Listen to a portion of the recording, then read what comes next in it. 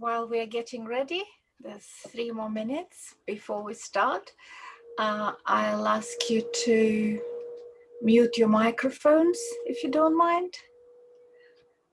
Well, even if you do mind, I'll still ask you to mute your microphones because it's just impossible with a big group. We'll have a chance at the end to ask questions and say goodbye while unmuting our microphones. But for now, please do. And start writing in the chat box your hellos, whether you've been to SDS Thursdays before or whether it's your first one. How did you hear about us? We're always very interested. And what brought you here? Are you particularly interested in the topic of working with personality disorders, or just interested in psychotherapy broadly and working in the field? So yes, as much as you can say about yourself and your involvement with the topic or with the field. First meeting, Amberly, welcome. Oh, yes, there are messages about my book. I'll mention it in a minute when we're all together. Thank you. First Thursday, Natalie, welcome. First course with SDS as well, Derek, welcome. Been to a couple. I recognize quite a lot of faces actually now. Those who are fitting in my first screen, I can recognize quite a lot of faces. Laura is new to SDS seminars. Sandra, third or fourth. Lovely. Yes, and it's always interesting, where are you from? Where are you joining us from? Because yes, we've noticed that with delivering these events on Zoom, we've definitely broadened our geography. Both geography in terms of inviting the participants and guests. So that's nice. And our knowledge of geography as well. Because sometimes we have to look up, reading your comments afterwards, we have to look up where are you coming from. So it's lovely. Keep them coming. Keep them coming. That's always very nice for us. We do read them afterwards. It's not that you are just writing and we leave them. We do read them afterwards, and it's always very, very interesting and informative. So it's 7 o'clock. Welcome to SDS Thursday. My name is Dr. Julia Budnik, and I'm one of the directors of SDS seminars, along with Paul Grantham, who is a founder of our training company. And today we are having a free event on the topic of working with personality disorders with Paul. And Paul will be running a course on working with personality disorders. I think it's 2-day course, Paul, isn't it? Yes, full 2-day course on working with personality disorders. And Paul is running it in March, quite soon actually. I think it is 18th and 19th of March. Paul, correct me if I'm wrong. That's correct, yeah. Just under a fortnight. Yes. So we've decided, Paul has been teaching on personality disorders for quite a few years, but then somehow the topic was dropped off the list and now resurrected, but absolutely in a new way, simply because we had lots and lots of questions about applying CBT to working with personality disorders, and generally about working with clients with personality disorders. So I'll just show you how to find, I always like to show you how to find things on our website. So I'll share my screen. And yeah, is sharing? Yeah. Oh, yeah.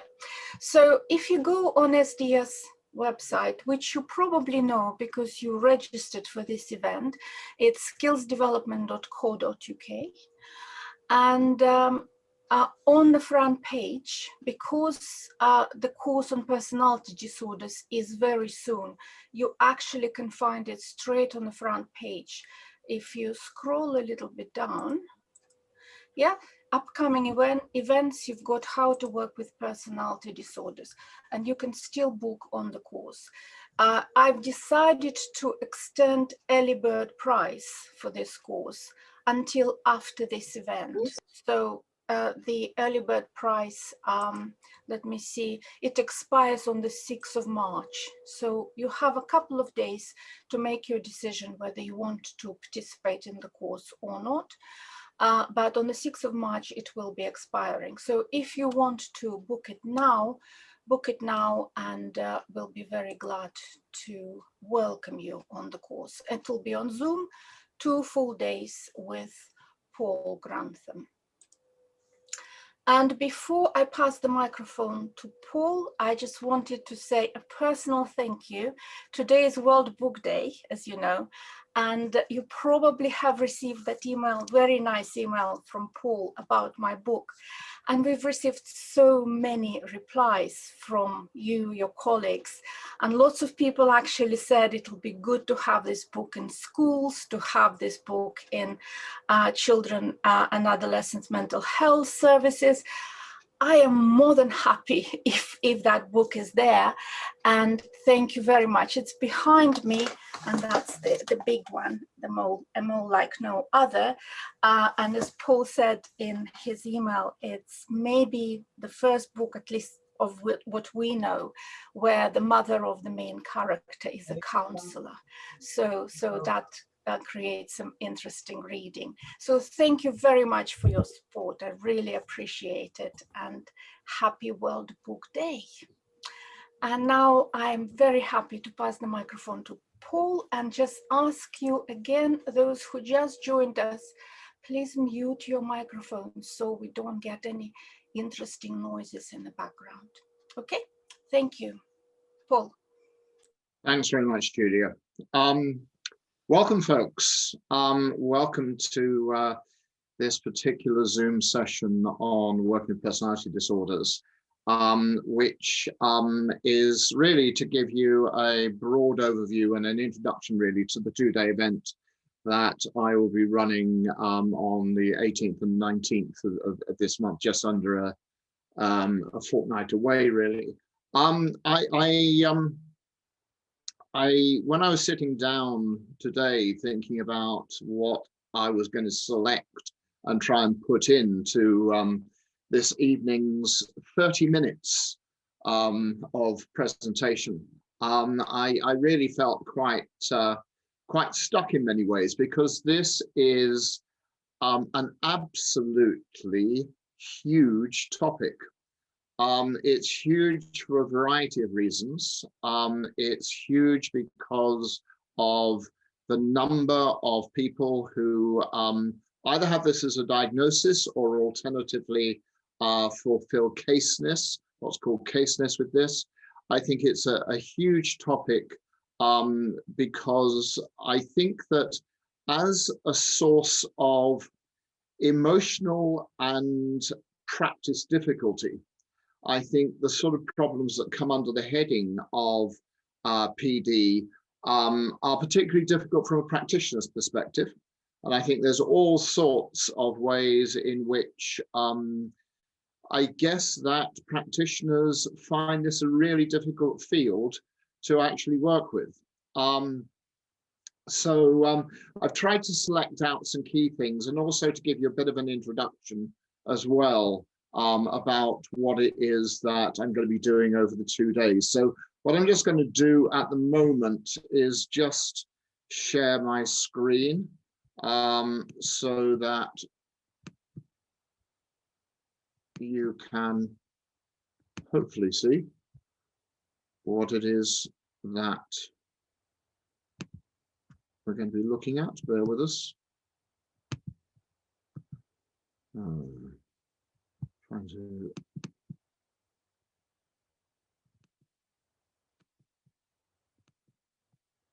There we go. Great. Okay. And I'll just move various bits and pieces out of the way. Excuse me. Right. Yeah, where to dive in with this? Well, I guess that I thought it was worth just reminding you, first of all, where you can go if you want to join us for this 2 days that are occurring on the 18th and 19th of March. As Julia said, you know, there's still time to sign up, and there's still an early bird price that's around for a couple more days. But I thought that it was worth at least starting asking the question of why you need to bother with this. I suspect that you folks fall into, broadly speaking, 2 main groups. I suspect that some of you are working in specialist services or services where PD clients present themselves on a fairly frequent basis, and you've probably got some sort of background on this. Some of you may also, in addition to that, have received quite a lot of specialist training on particular modalities, which are specifically geared up. I guess it's probably fair to say primarily to work with borderline personality disorders, but having said that, I think that there are a number of modalities which are specifically designed to work in the PD field generally. I also suspect that there's a number of you who maybe come across the concept of PD periodically in your work, but maybe you're here out of some degree of curiosity, thinking that maybe this is something you should know a bit more about, but it's not actually a large part of your caseload. So I just thought it was worth just highlighting a few things about this.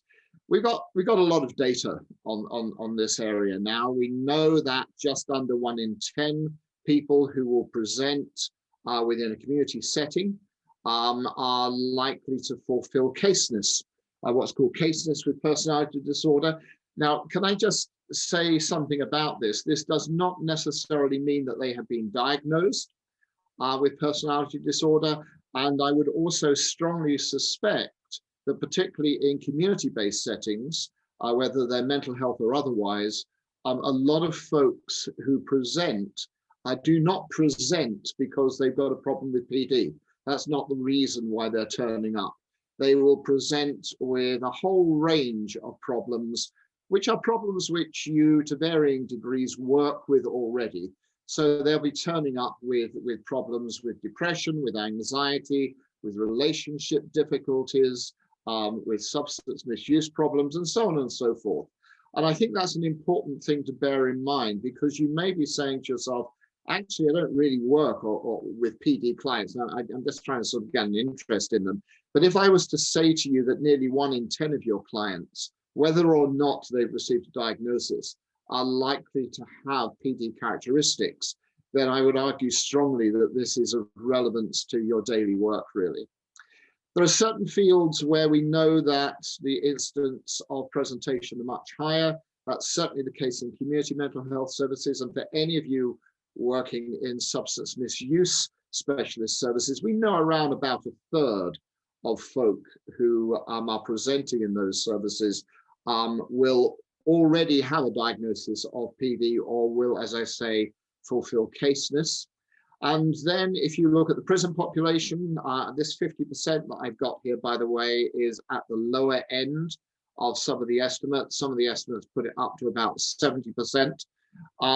So obviously any of you that are working in secure environments or in forensic settings will no doubt already be very familiar with the idea that this is actually in many ways your bread and butter, really, in terms of a lot of the work that you do.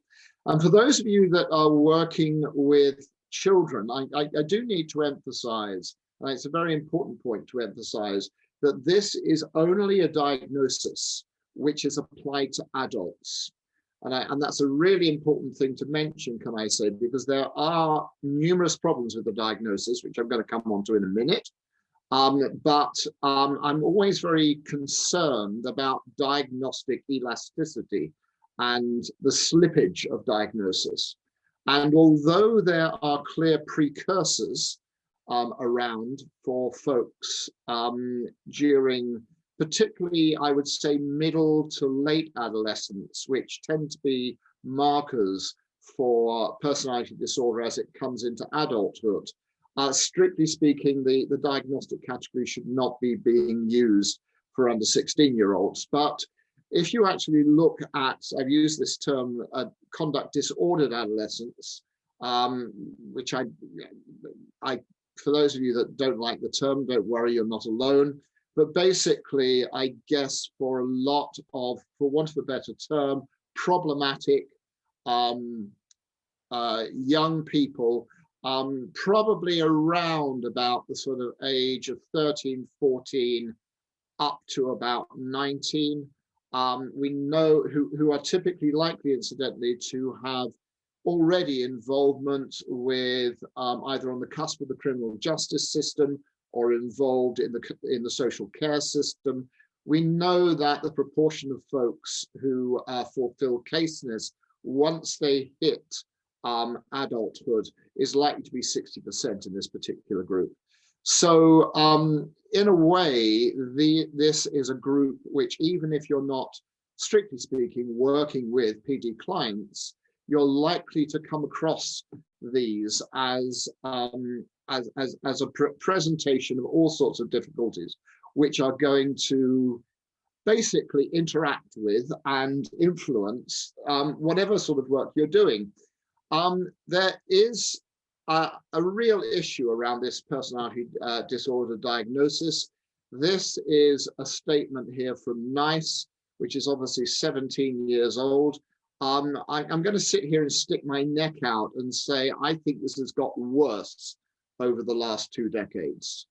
We're currently in a situation where we are going to have a new WHO ICD-11 classification, which will be coming on stream next year, which is radically different from the established DSM classification, which is largely being used within the US.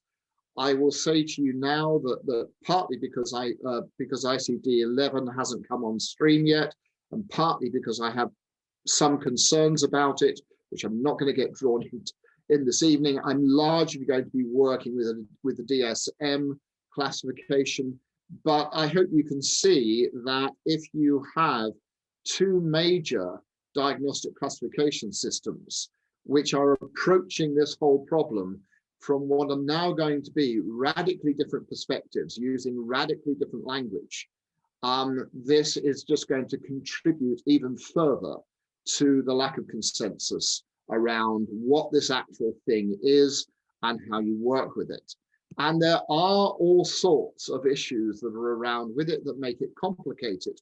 I've already mentioned it's very unusual for someone to get referred with a PD diagnosis. They are more than likely to be presenting with other serious problems, which you are probably going to be the one, those are probably going to be the problems very often that you're going to get involved with.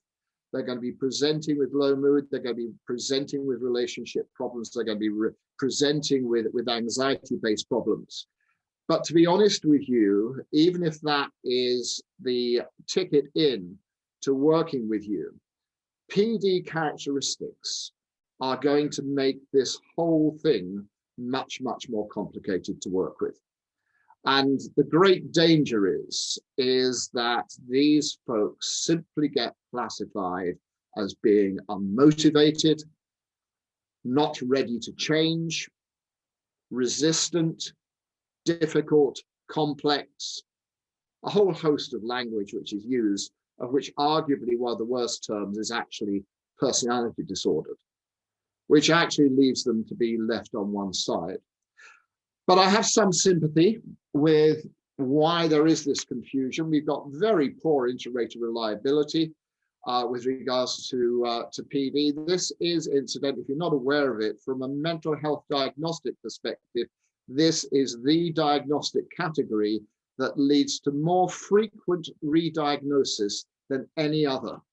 So very often, if you're working with somebody who has received this as a diagnosis at some point, It is not unusual to find that the diagnosis changes over the years, is reintroduced, and so on and so forth. And I hope you can see immediately it leads to poor continuity of treatment. There is a very strong stigma attached to the diagnosis. Folks who either have received this diagnosis or alternatively know somebody who they believe fulfills the category, the caseness of this diagnosis. Some people actually want the diagnosis, and the logic behind that is that there are specialist services around, specifically geared up for addressing PD. I'm going to go into detail about this a lot more on the 2-day course, but probably on balance, my position is that I think that the price that's paid in order to have a PD label is probably not worth the benefits. So I'm quite happy to pick that up, maybe in questions later on today, but certainly over the 2-day course. What are called the prototypes or the subtypes have little better validity, can I say?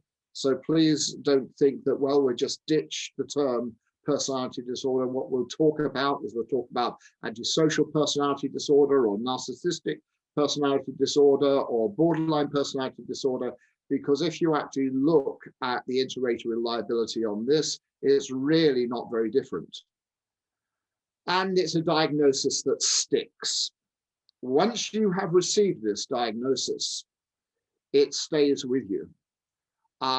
In fact, I was actually talking to a colleague a couple of weeks ago specifically about this, because they were actually saying that they thought it was easily as sticky as someone, for example, viewing child pornography 20 years ago and still being called a paedophile with no continuity in their behavior since that point.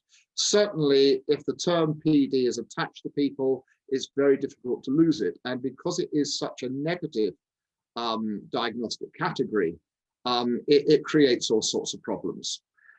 And I can't believe I'm saying this in 2021, but I am, which is that the diagnosis is still being given through a process of exclusion, by which I mean frequently clients will come along, usually to secondary mental health services, will present with a variety of problems, but somehow or other, their problems don't fit another mental health diagnosis exactly. So what ends up happening?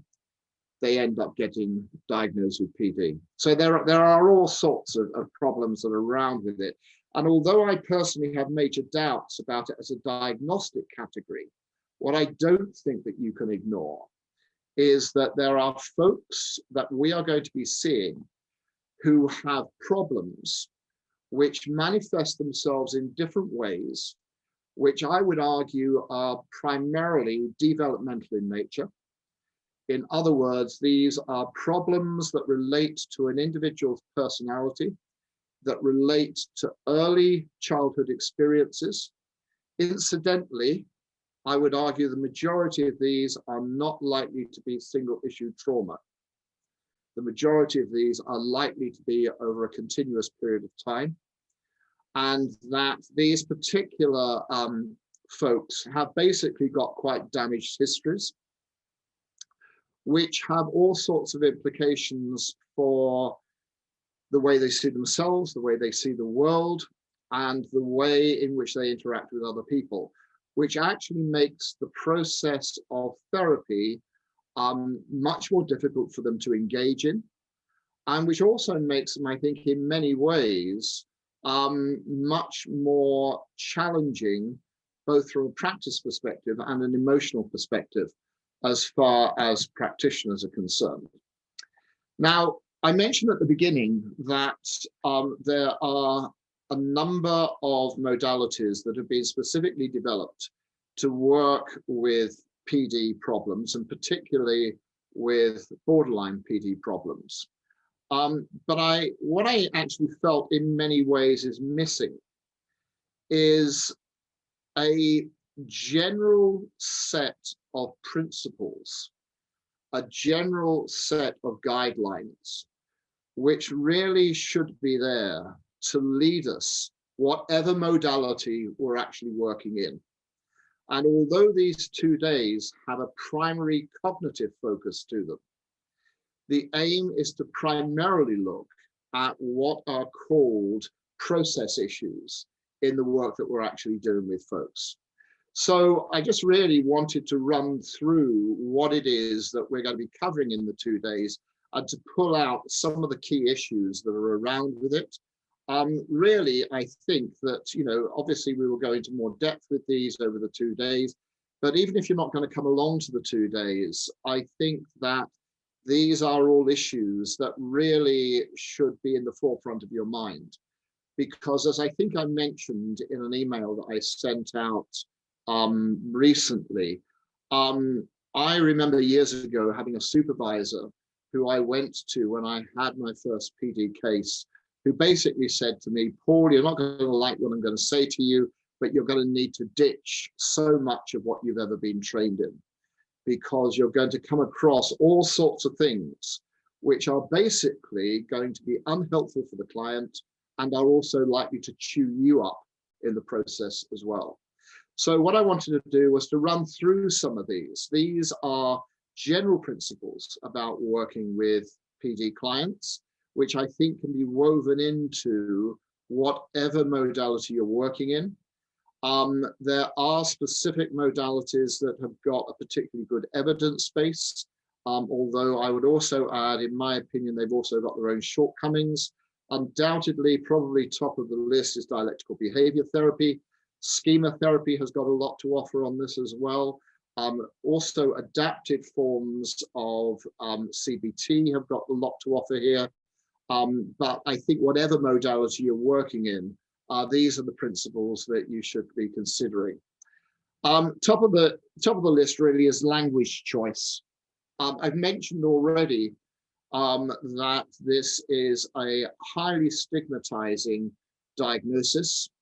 And it has an impact, I think, on whoever it is that internalizes and uses this diagnosis and the language which is associated with it.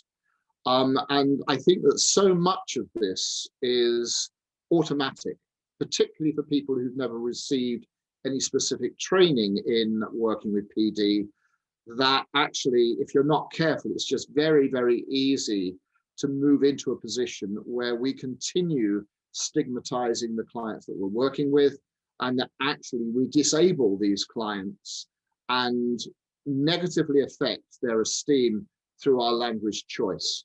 So there's a whole issue here about what language we use. And I think the general tendency, to be honest, that exists, particularly with PD clients, to dehumanize language when we're talking about problems. So I wanted to spend quite a bit of time on that. And for me, to be absolutely honest with you, top of the list is probably about ditching the diagnostic language itself when we're actually talking with the client. Risk assessment. I know that we all feel that we're involved in risk assessment in some way, but can I just point out, this is a client group where risk assessment, in my opinion, comes before anything else. If you look, for example, at people with borderline personality disorder, suicide is the single most common cause of death under the age of 45. Obviously, if you're talking about things like antisocial personality disorder, there's a whole issue here, not just of risk to self, but also in terms of risk to other people. So risk assessment, which I'm not going to spend a lot of time on over the 2 days, but in a way, before we do anything else, really, I think that we've got to be geared up for not just treating risk assessment as a one-off, but as something that's woven into the work that we're actually doing with our clients, really. As I have made the point on many occasions with regards to suicide, suicide is the one behavior that our clients can't learn from. Once you're dead, you are dead, and all learning stops. So it trumps everything else in terms of priorities with anything we're doing with our clients. And obviously the same applies with risk to others as well. Now, the vast majority of PD clients do not, on the whole, come along with a single problem. They are frequently in chaos and they have multiple problems. and they frequently bounce from problem to problem. And indeed, it's very easy indeed to engage in quite long-term work with these folks and reflect on things after, I don't know, 6 months, a year, and just feel that all you've been doing is firefighting, really. So I wanted to spend some time on the 2 days looking at how you can prioritize problems in a way which enables you and the client to be collaborative, but also enable you to be more successful in terms of the way you approach things. There's also an issue here, which I think is a really helpful issue, really, which is taken from dialectical behavior therapy, which talks about stage 1 and stage 2 work with trauma victims. And although I don't want to treat trauma and personality disorder as synonymous, they're not, but we certainly do know that neglect, ongoing sexual abuse, physical violence over a period of time in early childhood shapes clients to be vulnerable to these particular problems. Now, one of the things I think that's quite interesting with this is for a lot of people who are not familiar with dealing with PD, as soon as they discover that there is trauma in the individual's history, there's a great temptation to dive into and try to deal with the trauma immediately.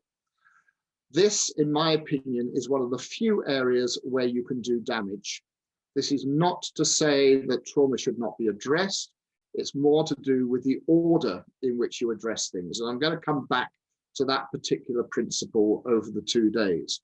But there is, I think, an issue here about doing no harm and about not being premature. The metaphor that I sometimes take, particularly for, I think, folks who want to do very emotionally toned work and want to be exclusively client directed in their work, is for me to ask whether you would feel happy using those principles with someone, for example, who had a developmental age of maybe, I don't know, 9 or 10. And the brief answer will be, well, no. Obviously, I don't treat a 9 or 10-year-old in exactly the same way as I treat an 18 or a 25-year-old, because potentially we give too much responsibility, we stir up too much, and the individuals themselves do not necessarily have the skill set to be able to manage that. So there's a whole issue here about the order in which you approach therapeutic tasks, I think, with PD clients. So we're going to spend some time on that. Self-care. My goodness, where do I start here? I'll stick my neck out, and obviously I'm going to open this up more over the 2 days.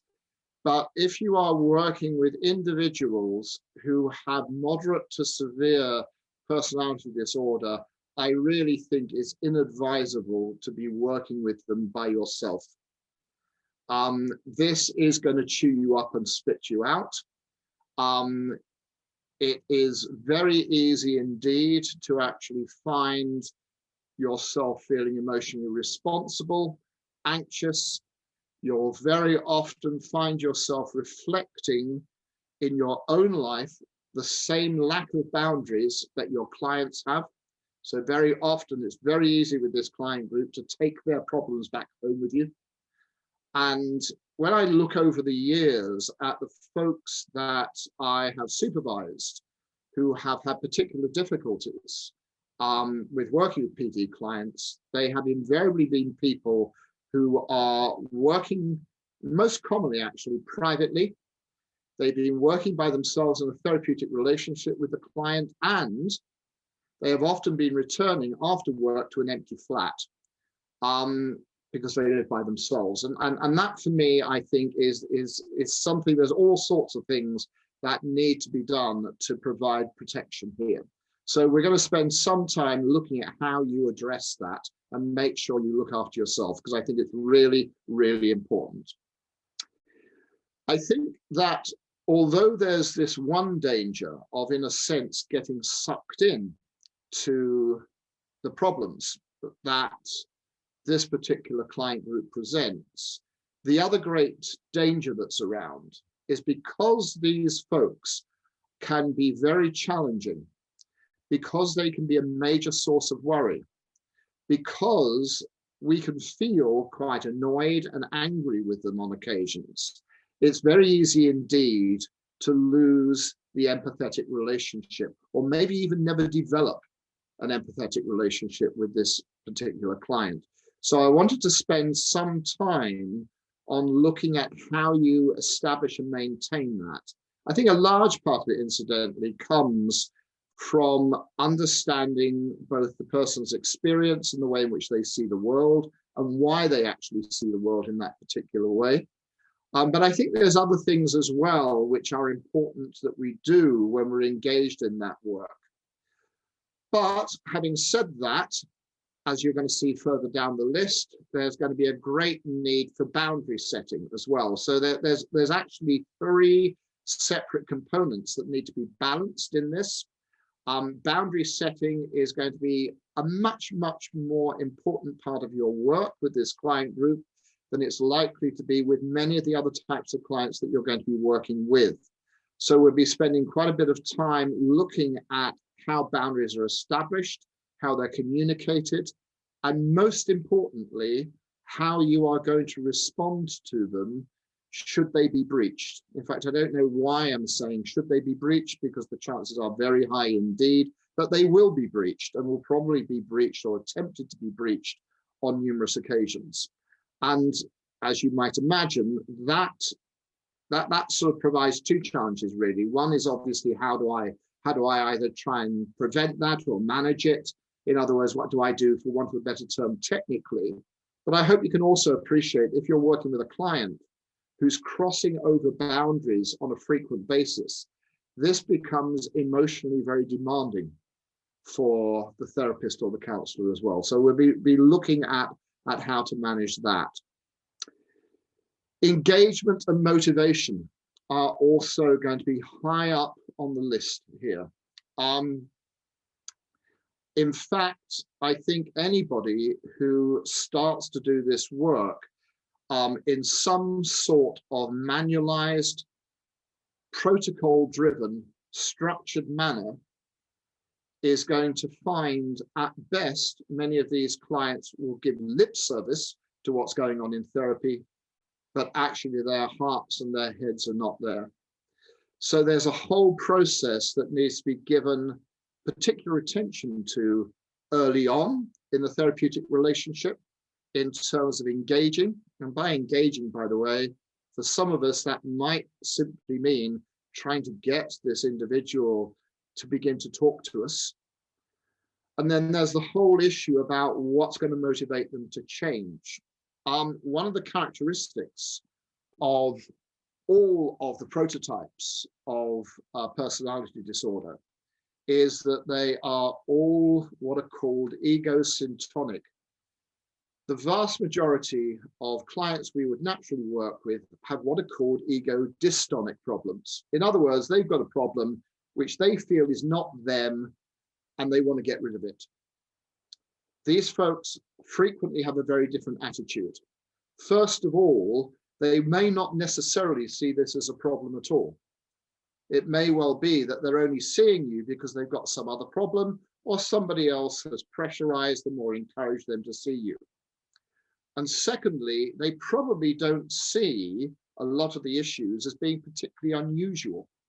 It's basically who they are. It is a part of their personality. And these things feel very natural to them. They treat them almost as given truths, not as something alien that they wish to get rid of. So not surprisingly, motivation about doing something, in inverted commas, about the problem is something that's going to need to be tackled.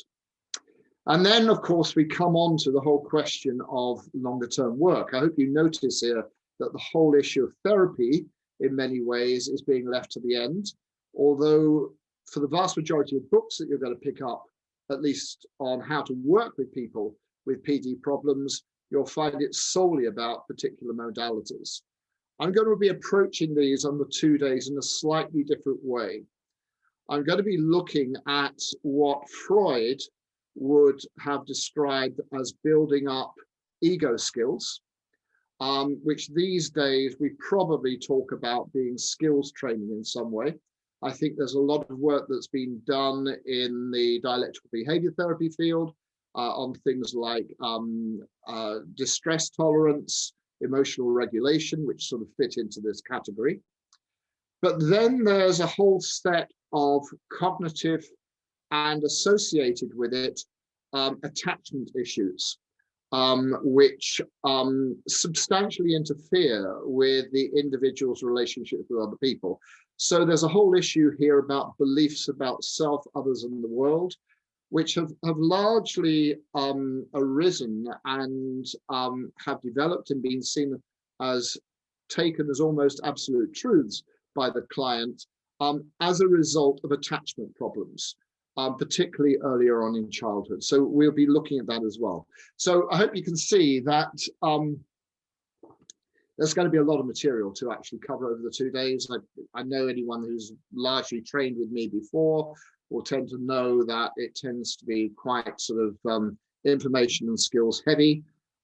So there'll be a lot of stuff that you'll be able to take away. But even for those of you that are not going to be able to come along for whatever reason, I hope that this will give you some pointers to some of the issues really that you really need to be attending to, whatever modality you work with, but specifically with this particular client group. So I'll take a breather for a couple of minutes. If there are particular questions, I don't know if there's anything in the chat box question-wise, but if there are, I'm happy to look at those. Equally, if there are things that cross your mind now, if you either want to put them in the chat box, or alternatively, Julia will no doubt ask you to raise your hand if you would prefer or happy to ask me face to face. And we'll spend a little bit of time looking at any particular issues or questions that you'd like to have a look at. Can I pass it over to you, Julia, please? Okay, Paul, thank you. Can I ask you stop sharing, please, so we can? Oh, yes, of course. Sorry. Everyone. And I suggest, yeah, you just click at the, yeah, fantastic, yeah. And I suggest to do it in a certain way. I will answer some of the questions which are, I would say, more organizational or technical questions. And in the meanwhile, if you have questions, because I wasn't able to read through all of them while I was answering some private messages. In the meanwhile, if you put some questions in the chat box, Paul will have a chance to read them and choose the ones he wants to address today. So the organizational questions I wanted to answer, and I'll share my screen with you again for that. So the first question was about the slides and the recording of this session today. All our SDS Free Thursdays are recorded, and I edit them and I put them in the item on the news, which is called Free Materials Videos. If you look at my screen, at the very bottom, the third item of news is Free Materials Videos. You click on that and you'll have a whole list of Thursdays which we've already held, and you can actually watch. If you are first time here but there is a specific topic you're interested in, you can watch that video there. So this particular presentation will be added there. I will not be sending out slides to people because obviously we can't do it all. So the video will be there and the slides which Paul shared will be also there. So you can see, for example, here we are featuring the video with Rady Giuseppe, who will be presenting for us on the 12th of March from New York on working with anger. If you've missed that, absolutely come and book it. And how to book the 2-day course on personality disorders, you click on the front page here, how to work with personality disorders, or you do the search for personality disorders and you can book that course. As I said, for 2 days, it's still with early bird discount. And if you can't make it on the day, or can only make one of the 2 days. For those who book the course, the recording will be available. We will not be selling it after the course, but for those who booked it in advance, we will be providing the recording. And for everybody who attended the course, you will also receive the recording, which you can watch afterwards. So that about that side of things. What else was yes, there was a question about my book. Paul, forgive me. There was a question about my book, and I will say it's called A Mole Like No Other. And it is available worldwide on Amazon, in all Amazon stores around the world. And if you just search for Julia Grantham, I'm the only author with that name there, so you'll find it straight away. So I hope you will all buy it and like it as well. So I hope Paul had enough of breathing space, and I'll pass the microphone back to him. Paul. Right, okay, gosh, there's just a number of questions here. I'm not going to take them in any particular order. And one of the things I've just got to say about the answers I'm going to give to some of these questions is that I've got a horrible feeling that the answers I'm going to give are going to beg more questions than the actual original question did, but you'll just have to bear with us, really. So from Sue, is not PD an attachment disorder in a grown-up? Yes, but it's broader than that, is probably the thing to say, really. I wouldn't see this. I think that the problems that folks, but basically what we're talking about here is personality development that has been adversely affected through some sort of problem with attachment and other associated problems. So we know, for instance, I think there's another question here about saying, is it not the case that everybody with PD has been sexually abused? I think that was one of the questions. We certainly know that there is a strong association between neglect, sexual abuse, and physical abuse, and the likelihood of developing PD characteristics, but the two are not synonymous. And I think that's important. It's one of the reasons why I'm a little bit wary of simply viewing PD in a sense as being the same as trauma work. I mean, there is a big overlap, but there are separate issues that are actually around there as well. I can, for example, let me just give you an example. And I think this is probably an important thing to say. I'm going to stick my neck out and say the vast majority of people who have experienced trauma, even over a period of time in childhood, do not go on to develop PD. So there is an overlap here, but the two are not synonymous. Right, what else have we got here?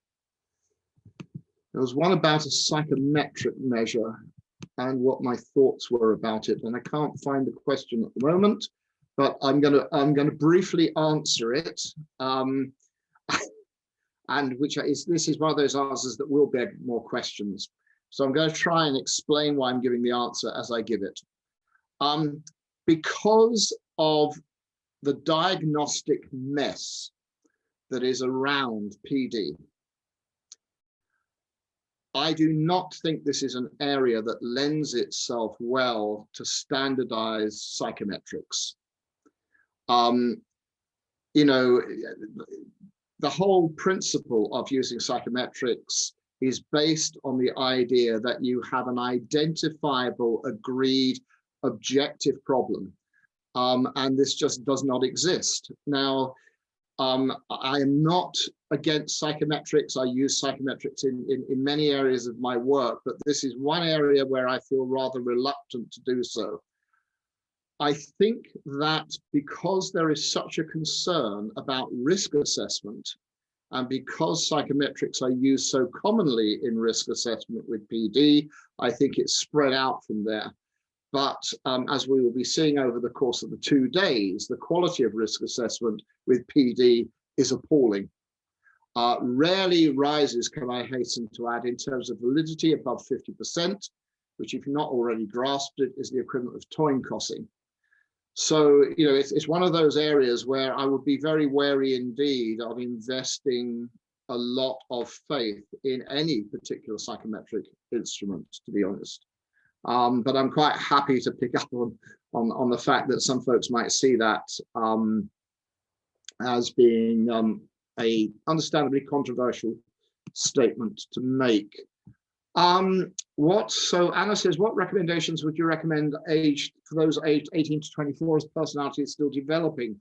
I'm not sure I would recommend anything that's particularly difficult. All I would probably say is, as is, you know, actually this is probably this is a general point that's worth mentioning. Historically, PD was seen as untreatable.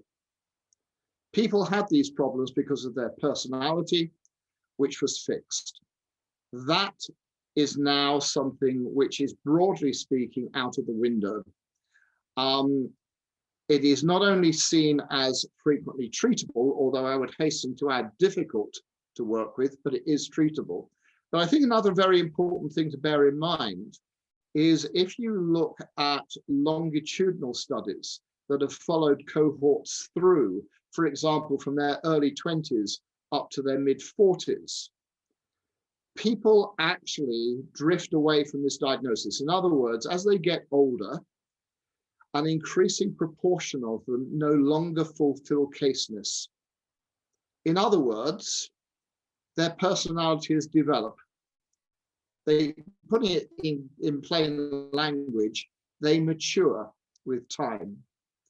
Now, one of the big advantages of working with anybody who is 18 to 24 versus working with somebody who's 50, for example, is that personality is still much more elastic, it's more fluid, learning is easier. So you probably won't agree with me on this when I say it, but I would probably say if you're working with folks who are 18 to 24 years of age, take a sigh of relief that it could actually be a lot more difficult, and allow yourself to be more optimistic, because you will actually affect more change when you're working with individuals at that particular age. But I think the basic principles of how you work with folk are near enough the same at that particular age group. Let me just see what else we've got here. Do you think that those within the so-called dramatic diagnosis are more appropriate for a DBT approach? God,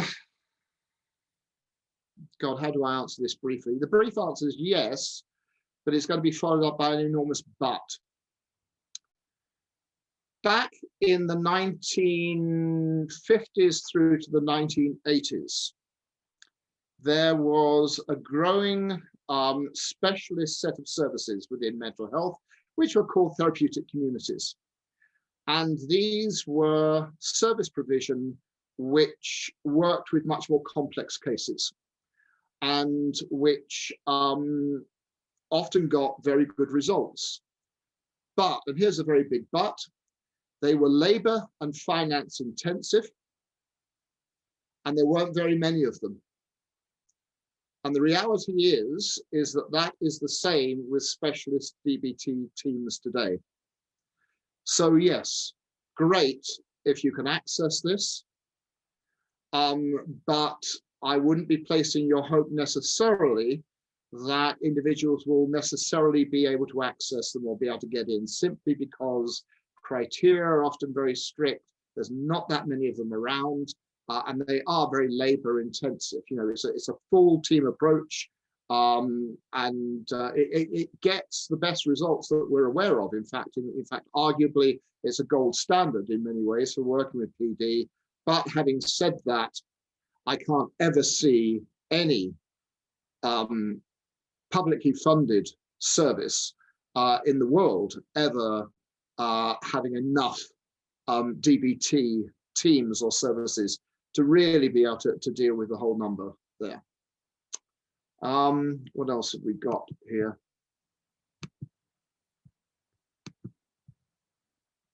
Paul, I would suggest to bring it to a close. Okay. We are at 8 minutes. Gosh, you're right. Sorry. I just wanted to repeat again. So the personality disorders 2-day training is on the 18th and the 19th of March. They are whole day trainings, 9:30 to 4:30 with the breaks, obviously. But also on the 18th of March, we're having our next free Thursday, SDS Free Thursday, with Dr. Andrew Beck. In advance of his training for us on preventing therapist burnout. But why I'm mentioning it here, he is a big specialist in working with children, and there were some questions about career paths and how to start working with children and adolescents. Maybe save those questions for Andrew, and he will be able to give you very informed advice on that. And the last thing I wanted to mention also, you will receive an email about it tomorrow from me, but Paul developed an amazing course on preventing and stopping procrastination, which will work for you as a therapist, and you can also send your clients there because it's a course which is more self-help, and also learn how to help others, but help yourself. And I've created a special anti-procrastination discount for it, 50% off, so you can just make a decision. It is expiring at the end of this week. So if you're worried, don't know whether you can make it, you can always cancel it, but at least commit to stop procrastinating now and go to that course. It's in October, still plenty of time, but it is really worth doing. People who did it 3 or 4 years ago with Paul kept emailing him for months afterwards, saying how much it changed their lives. So I do suggest you look at that as well. But now it's 5 to 8. I wish you all a very good evening, and thank you, Paul, for your excellent presentation. And we'll see you in a couple of weeks' time. Stay And safe. thanks for signing up, folks. Yeah, and you can unmute and say goodbye now, because it's good to hear your voice now and again. Bye. Bye-bye. Bye, folks. Bye. Thank you. Thank you. Bye. Bye-bye, everybody. Bye. Bye. Bye. Thank you. Bye. Bye-bye.